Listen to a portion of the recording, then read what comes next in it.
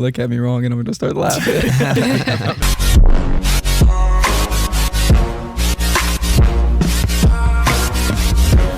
All right, what is up? I am Destin Thibodeaux, one of the co-founders of Court the Table. I'm also the president of Aliyat, a new pickleball company that's going to be launching early 2026. So in short, I am all in all the time on pickleball, and I am super excited to bring to you the LSU Pickleball team today. That's right, you probably didn't even know we had an LSU Pickleball team, but now you do. So I'm going to start with Cayden Simmons to the left of me. Cayden, tell us a little bit about your journey in pickleball and where you're from. Yeah, Dustin, thanks for having us, first of all. I'm from Shreveport, Louisiana originally. I started in high school playing tennis and came to LSU and was given the opportunity by some other guys that tried to start the club, and they gave me the chance to start it, and I had some buddies that wanted to do it as well. So we started the club, made it an official sports club, and now we're doing a lot of traveling, a lot of playing, and it's getting to be a big thing. Okay, that's awesome, man. Shreveport, Louisiana. Yeah. And then we got Eden Guirard. Okay, Eden, tell us a little bit, where are you from? Tell us a bit about your pickleball journey. Did you come from tennis as well? I sure did. I'm from Baton Rouge, Louisiana, and I also started tennis in high school, and then I switched over to pickleball when I got to college. Actually, Cayden. I met Cayden at Bocage, and he was one of the pros there, and he was like, hey, you should join the pickleball team. And so then I joined the pickleball team. I did not know it existed. And then I've been a part of it for about, I don't know, maybe a year now. And so it's grown a lot. Really? And yeah, I'm really happy with it. Happy to have my teammates here too. Awesome, man. So another talented individual, we got Ethan Martin. Ethan's super talented. He dished it to me a few times yesterday. Made me embarrassed more times than I'd like to admit. But Eden, so where are you from, man? You from these parts, and tell us about your journey. Yeah, so I was born in Thibodeaux, but I didn't live there long enough to really say I'm from there. So I always say I'm from here. I grew up in Baton Rouge. I went to Dutchtown High School, a couple minutes down the road. Played tennis growing up, played baseball, football, and was in all the big sports. But as I got older, baseball was my thing.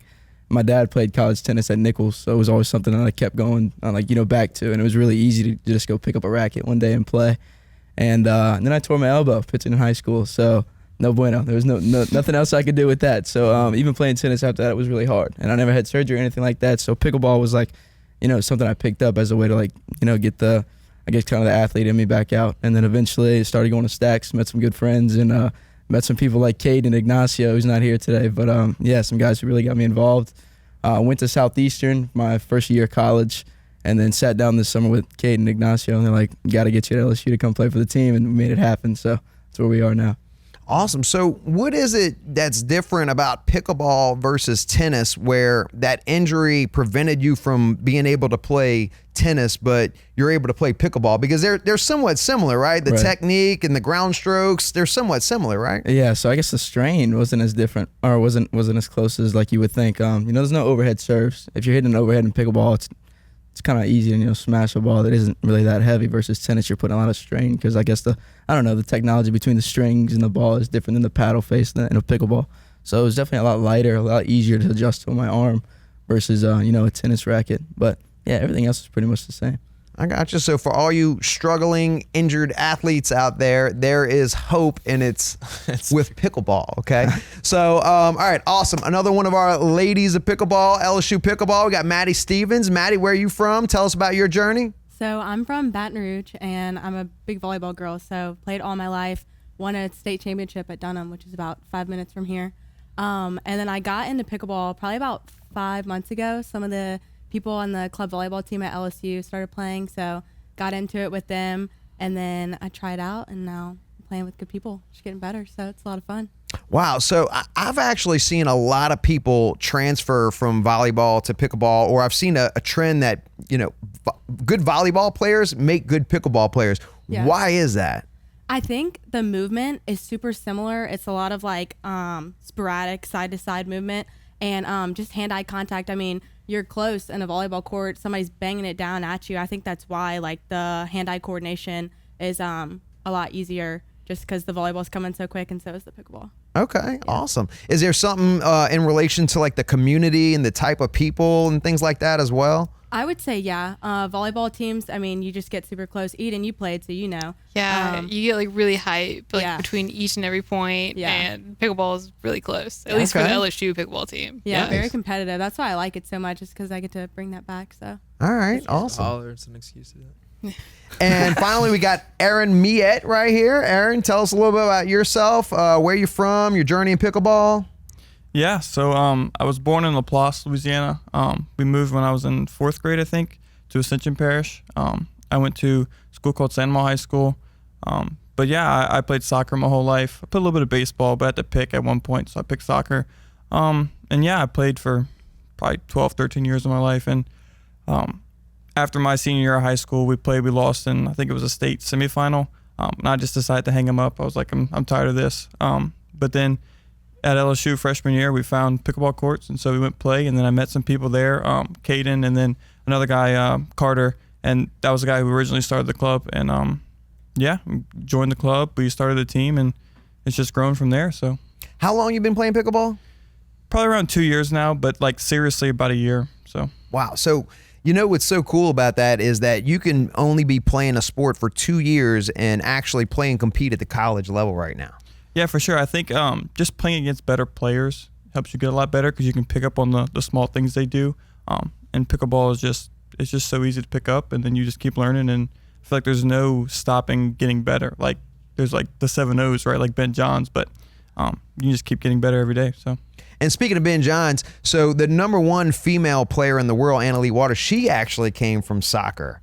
So is there something with soccer that's transferring to pickleball? I guess so. Another one of the guys in our club, Hunter, played soccer too. So I guess so. I don't know what it is, but I guess Possibly, huh? So I'm definitely seeing a trend here: tennis, volleyball, and soccer. But definitely, there's a trend in tennis that carries over to pickleball. But it just seems that really just being an athlete in general, playing sports growing up, pickleball is a really good place to transition to. For sure. Okay. So let's get into college pickleball a little bit because, you know, this is, like I said in the introduction, I bet that there is more people than you could possibly imagine in Baton Rouge that have no idea that we even have pickleball going on at LSU. So, Cayden, can you just tell us a little bit about college pickleball, what's going on with that scene in general? Yeah, so it's a huge market right now. There's 3 competing governing bodies. So there's Duper Collegiate, there's the NCPA, and then there's the APP, I believe. Is that right? Is it APP? It's APP, yeah. APP. With Duper Collegiate and NCPA being the 2 big ones. The one that we primarily were involved with this semester was NCPA, because NCPA, they had something unique. They had singles, and they had and also the tournaments were more convenient, and money's a problem. So that was something that helped out. And yeah, we love the community around NCPA as well. The people that started that and the people that reached out to us that I got to get on the phone with were phenomenal. So with that NCPA, the format of that was you were bringing teams of 4 to 6 players, and then it was typically 2 guys and 2 girls, and then you could bring an additional guy and an additional girl. You played 2 gender doubles, 2 mixed doubles, and then 2 singles, and then it was the best 4 out of 7 format. If it was 3-3, you did a tiebreaker. Okay. And then that you would play that against teams, and then each school could bring different teams, and then you would progress through the tournament, and then yeah, it was a typically a single double. So let me break this down real quick. So we're bringing on, you know, a few women, we're bringing on a few guys. Okay, we get to play 2 mixed doubles games, right? That's with a guy and a girl, and then we get to play 2 gender double games, right? So that's girls versus girls and guys versus guys, and then we play 2 singles games, right? 1 girls versus girl and 1 guy versus guy. Yep. And each time you win or lose a game, that counts as a point, correct? Yep. So, Ethan, let me ask you this, man. What kind of strategies are you guys bringing on when y'all go to these tournaments, trying to figure out, okay, hey, Maddie, I need you playing with him. We need you playing singles. Like, is there a singles-only strategy? Are y'all bringing on singles specialists? How many people can you bring on with the team? Tell us a little bit about your strategy. Right. So I think it's just best on best. Like as of lately, it's just been best on best. You know, now that we're slowly progressing and everybody's starting to get better and better. I know we're going to eventually introduce a ladder system that is just like consistently having us compete to play, for the top spot at these next tournaments coming up, right? And recently, I've been playing with Hunter all this semester, and then it's been Eden and Lauren, who's not here. But, we've kind of had set partners since we started, huh? Like, there's never really been, much of a difference in change partners. But we just know to kind of like stick to our roots, stick to the simple stuff, like trust your fundamentals. And there's no real direct game plan of who we're playing or who we're not playing against because we don't know till we get there. Mm-hmm. So, it's just go out there and have fun, basically. But stick to the fundamentals, stick to what works. And we'll get through it, Okay. And so you mentioned they got some other people that are on the team that aren't here today. Can we give those guys a shout out? Yeah, definitely. Colin, Sal, Lucy, Lauren. Ash, Lauren. Hunter Merritt. Hunter Merritt, man. What a guy. Yeah, Hunter Merritt's been our he was a surprise this semester. He came in from Houston and he's one of the better players there, and he was a pro I think at a facility there, and he came in and he's now the head pro at Stacks, and we've had him as kind of a coach free of charge on our team who's helped. He's the best out. player in Baton Rouge. Yeah, like in our area, he's the best player. I'm glad we got him as a Tiger. Heck yeah. So, Eden, tell us, so far this past season, where have y'all traveled to? What types of tournaments have y'all participated in? So far, we went to Auburn early on in the semester, and that was really fun. And we played against colleges from there around Alabama, and we did pretty okay. Like, it was like one of the first tournaments of the season, so we were just kind of getting the groove of it. And then more recently, we went to Texas. We went to Rockwall, and it was a giant collegiate tournament, and we actually got runner-up in that tournament, and that's what got us a national bid in February. And so that should be really February. Is that correct? Yeah. Two bids, actually. Yeah. So we get to send 2 teams, and that was really impressive. Like, we played really well, and we had a bunch of other of our teams to go to Dallas as well, and they competed to the same extent that we did, and everyone did great. But I think we're going to be going more other places this semester as well. Yep. With who? Do you know? Yeah, we're going to nationals at the end of February. We got 2 bids from that, and then we are planning on doing one at the end of March. That's going to be our first Duper Collegiate tournament that we do, where we're going to try to get a bid to Duper Nationals in April. That one's going to be in Georgia. It's the Atlanta, Georgia Super Regional, which is a ton of schools, ton of opportunities to get bids to nationals. So we're really excited about that. And so for people listening at home, they might not know about what a bid is. Cayden, tell us about what that is. Yeah, so a bid, typically they have a set number of bids that they want to hand out at the beginning of the tournament, and then it's pretty much who does the best, who goes and moves up the bracket the most, and then they take the top teams and they hand out those bids. It's an invitation, essentially. It is an invitation. Yeah. Sorry, I didn't define that. It's an invitation to nationals, and through that you go to nationals and you play, and whether you're projected to be the worst team or the best team, you have an opportunity to go and move up the bracket. So. Okay. Yeah. And so, Aaron, tell me, like, where are you guys standing right now? Do we have a current ranking? Yeah. So we haven't played in any of the Adidas Duper National tournaments yet, so we don't have a ranking there, I don't think. But for NCPA, after our tournament in Texas, I think we're ranked 10th in NCPA now, so top 10, which is huge. Really good after our first tournament. So we expect to go up as well. Absolutely, man. So, that's all great news, guys. So, Maddie, tell us about your coaches. Are there any individuals that have been a big part of helping the team organize and develop? Oh, yeah. So, well, first there's Cayden. He's the president of the club. I think he's done a great job just keeping everything organized. And then we have Zach Brubacher. Is that how you say his last name? Brubaker. He's one of our coaches. And then Jeff Fuchsia. Yeah, Fuchsia. The man. They're both great. They push us well. They motivate us. I mean, I'm newer, so I have learned a ton. Like, whenever we went to tryouts, I didn't even know what a drop was. Oh, wow. And, so now I know everything. And, I mean, I'm super thankful. They're both fantastic. I mean, Zach's a high, and so is Jeff. They're both high-rated players. So, I mean, they know what they're doing. That's awesome. So I think that's so inspiring, though, like, not even, knowing about some of the specific strategies of pickleball and making a college team. I think that should be really inspiring for, I don't know if it's tennis players in high school or high school pickleball players to say, hey, when I get to LSU, I'm going to try, I got a really good chance at, trying out for this pickleball team and playing. For sure. At the college level. That's awesome. Cool deal, man. So anything else in particular that you guys would like to share? But I really want to just double down on coaches, because I mean, the fact that we have coaches this semester is a huge blessing, because this is our first semester having them. And looking back at our past semesters, I don't know how we did not have coaches. It was like it pretty much was a like it was a fully student run organization, which it still is, but now we have help with coaches. But it was me and a couple other guys trying to pick people for tryouts, and then like also putting ourselves on the team. And it was like we had nothing. There was a conflict of interest there, as you can imagine. And having Zach, he works a full-time job as a college pastor. Jeff is a fishing guide. So they're taking their time for us, and I mean, free of charge, just because they love it. Zach's one of the best players in the city. Jeff is a brilliant mind for pickleball as well. So been really awesome having them. So we're at like a grassroots level of pickleball right now in LSU. And one thing that's making me nervous is that I recently read that Bama, our rivals, just invested $1.6 million into their pickleball program. Yeah. Is that real news? Yeah, it's That real is thing. true. It's true. All Yeah. it takes is one guy. That's all it is. So, all of our boosters out there, everybody watching this podcast, if you don't want Roll Tide on our Tigers, right? We might need a little help. In what ways can Baton Rouge, and even in a pickle podcast, what ways can we help support the LSU pickleball team at this point in time?